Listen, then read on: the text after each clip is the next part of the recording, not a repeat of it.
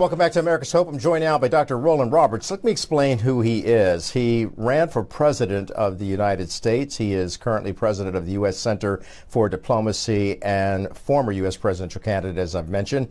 He is an advisor to national governments on matters of governance, national security, entrepreneurship, education, and water. And he was nominated to the Central Command Task Force for the U.S. Department of Defense and appointed to the U.S. delegation to South Sudan, where he assists with the stabilization of the transitional to permanent government. He is also an editor for Ukraine's new constitution and advisory board member of the Africa International Chamber of Commerce.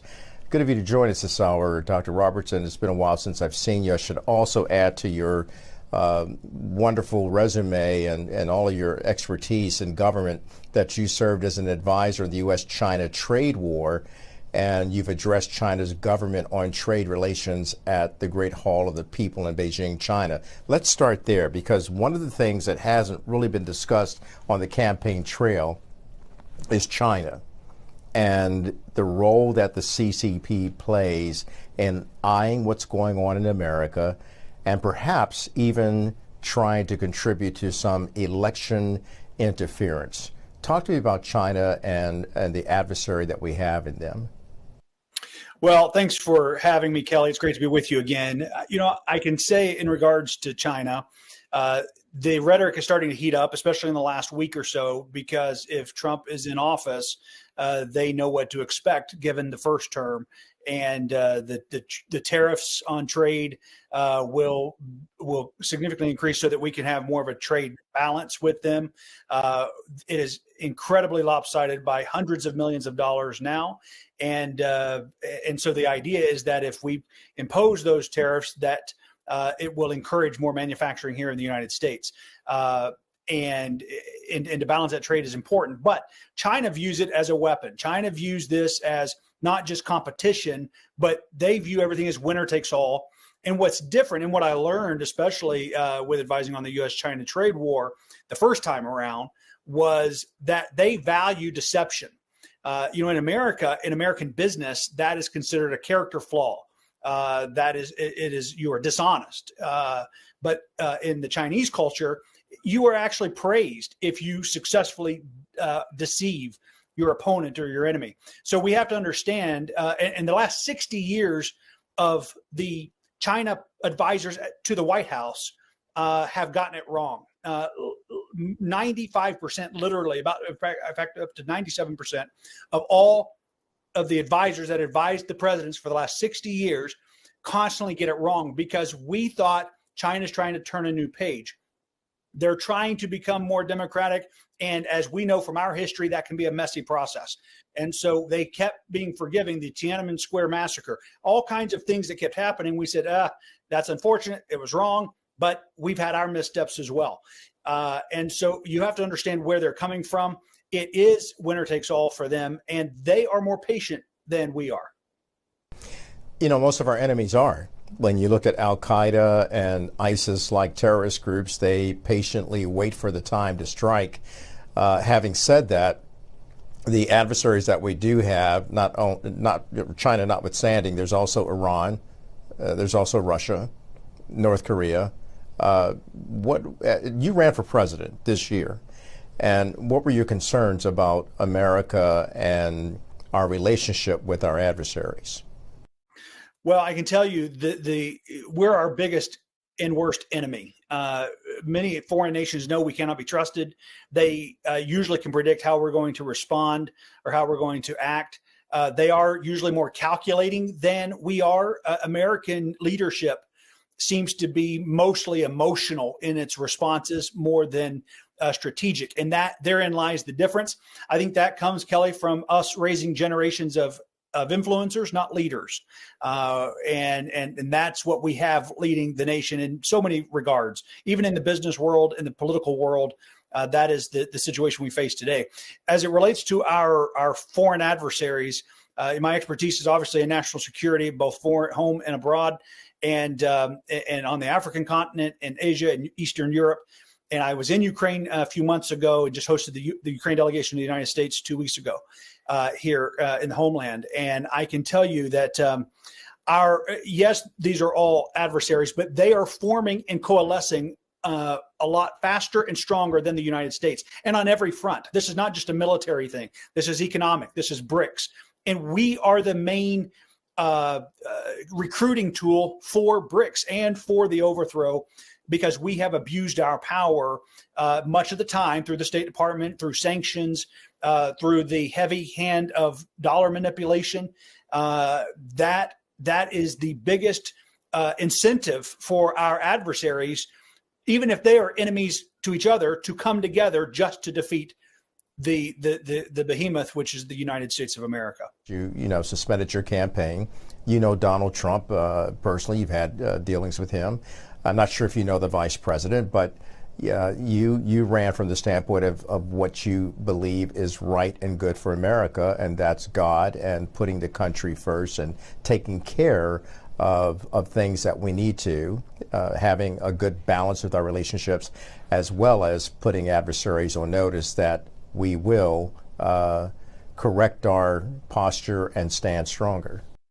That's right. I felt like the best way to protect and defend the United States of America and every family and child in it was to do right by each other first, and then do right by other nations as well. When you do wrong by people, that is when people take you to court. That's when they sue you. That's when you create enemies, is when you wrong another person. And so one of the best ways we can defend and protect the United States of America is not more technology, not more weapons, not bigger jets and faster jets. One of the best ways is to start doing right by our citizenry first, and then by all other nations. And of course, we can only do that with the help of God, because we are past the point, Kelly, of just tweaking different policies. We are past the point in this country of just making minor adjustments. The corruption is so deep inside of the two-party corporations that the issue does not lie with our form of government.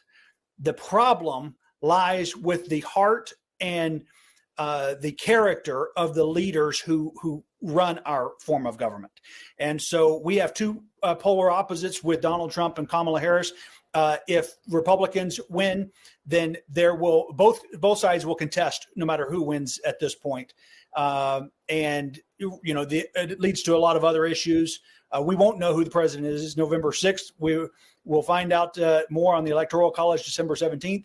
But then we're going to find out more on January 6th again. Will they certify, with some of the states that are allowing illegal immigrants to vote, will the Congress certify a state's votes if they had allowed voting that was contrary to the Constitution of the United States of America? So there are even states' rights issues that can be brought up versus the United States Constitution. But if Kamala Harris wins, there is a contingent, I believe, in the United States that it will further erode their trust in government. And we saw just a snippet of where their emotions lie and what they're willing to do. And so I do believe there was not a United States of America 300 years from now, and there is likely not to be a United States of America 300 years from now if we don't start looking at the bigger picture. When you have candidates that, when people say, well, I'm voting, let's say for Trump because he's better on the economy. I'm looking past having 2 years of cheaper gas prices and more affordable food. I'm where I plan, what does the next 40 years of my life look like? What does the next 90 years, God willing, of my son's life look like? And the centuries beyond that of our grandchildren and our offspring, in our posterity, what kind of an America are we building and creating and leaving? And everyone is focused. We have a stock market mentality. What's the next quarter look like? And both parties are to blame for where we've come as a nation. And as a result of that, both leaders of the party, which would be those who are running for president, they have a lot at stake. Do you think they have made a case to the American people that gives them some assurance that regardless of who wins, this nation will stand to become better? No, sir. In fact, on either side, I can tell you that both of them have their 10 to 15% most loyal base where they can do absolutely anything and they will be supported and defended to the death. Both of them have that. There is 70% of Americans in the middle, either left leaning or right leaning, but 70% in that middle of common sense, practical, what is best for our nation and for the most people in our country. They're for common sense policy. They're for common sense principles. They're for decency. They're not arguing over what is a female. They're not arguing over the folly of life. They're focused on actually building something and creating something. And they want a better life. And that does not stem from government. That comes from leadership. And so that's why I go back to Psalm 9:17, that every nation that refuses to acknowledge God will be destroyed. He has done it before. He will do it again. And so we have fundamentally chosen as a society to, by and large, reject God, especially in the public square. And many even deny his very existence.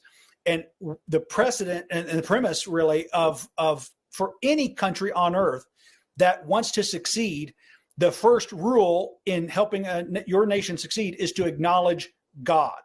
That is a fundamental in all 50 of our state constitutions and preambles. It references either Almighty God or the sovereigns in our need of him to be successful. And obviously our founding documents do as well. So our founding fathers clearly understood that no country lasts without acknowledging God. And I'll tell you, there's two other places where who's to blame for this? It always lies with the pastors and the priests first, Ezekiel 2:22. And then also it lies then with the politicians, and then it lies with the people. So we have a shared responsibility. There's a shared guilt. And then, of course, I think that the Christian vote is one of the most key differentials in our election system. We're coming back with more on America's Hope next.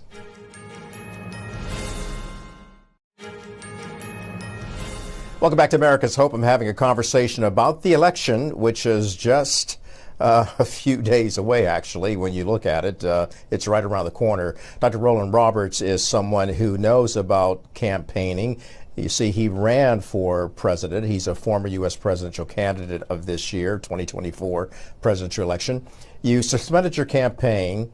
You ran on the campaign and platform of America Needs God. And that's what you based it on. Yet you bring a lot of credentials, and many people wrote you off from the beginning. Why did you run? Well, I ran because I knew that I was called to run, and I still know that it was the right decision. And at his appointed time, he will set me where he wants to be. So it was a success in every way imaginable from our perspective, because we were obedient to a call that we knew for such a time as this. There is a lot of pain. There's a lot of suffering. There's a lot of hurting people, and not just in America, but all over the world. In America and this world needs leadership. They need light. And we don't have a lot of options when it comes to the president of this country and of the free world. That is a beacon of hope and light. Usually they are nothing but a symbol of division and of my side and my way is always right.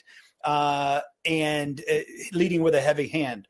And so I wanted to lead with discernment and wisdom and good governance and doing right by people and others. And then at the same time, acknowledging the God of heaven. And I think that is the recipe for a successful nation. That's the recipe to keep people safe.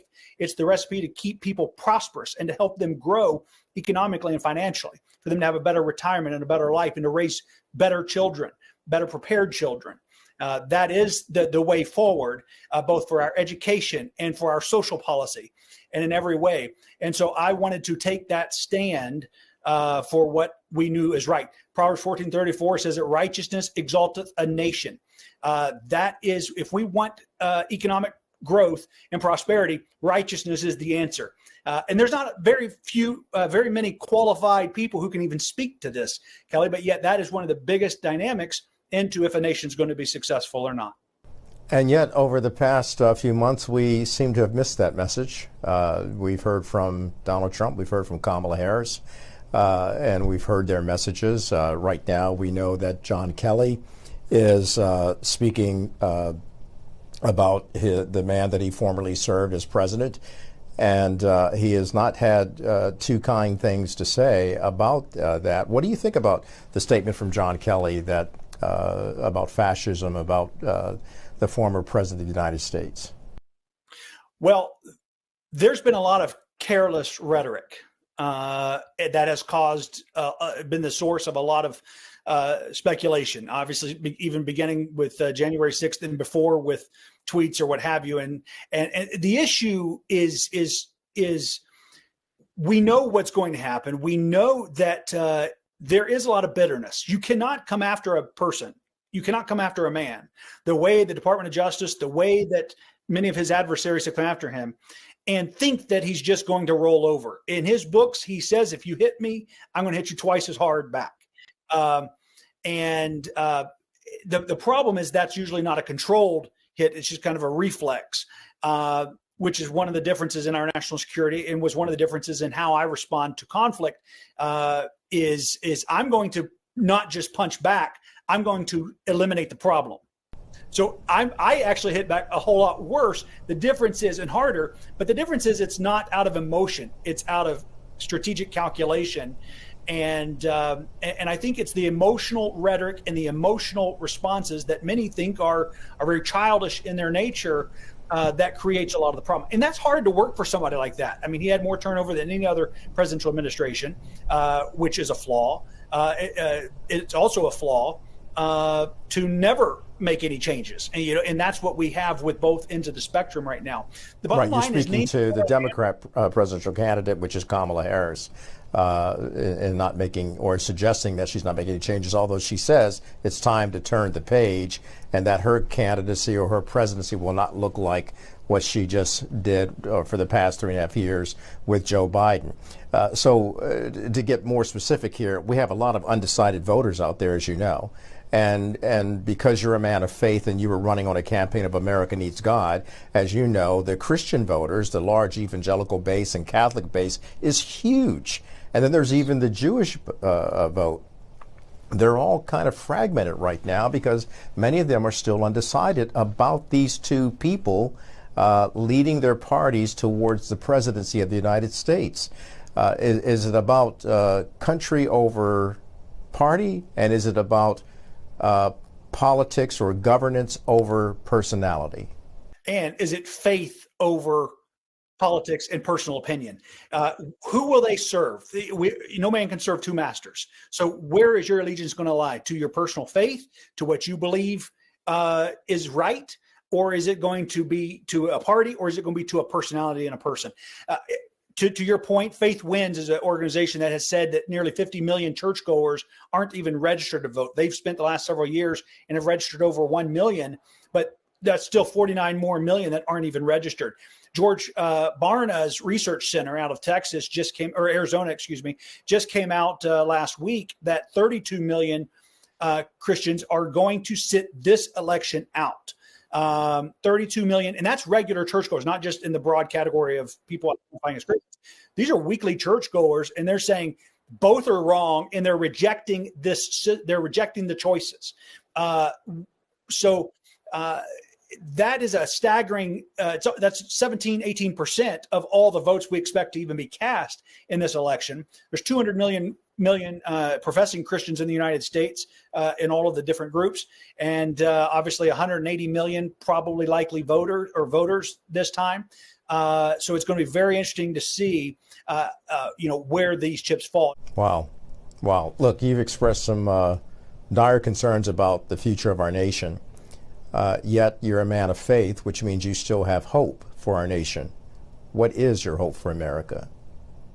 My hope is that we acknowledge God in America again. And Kelly, it doesn't cost a penny. It doesn't need an act of Congress to do it. It takes men and women who will stand up and say, look, whether they believe or don't believe, we can at least acknowledge as being a human being that there is a higher power and that we need the help of Almighty God. for these United States of America to continue and to thrive and to prosper. So there is hope in America, and there is hope for America, but we must be that salt and light.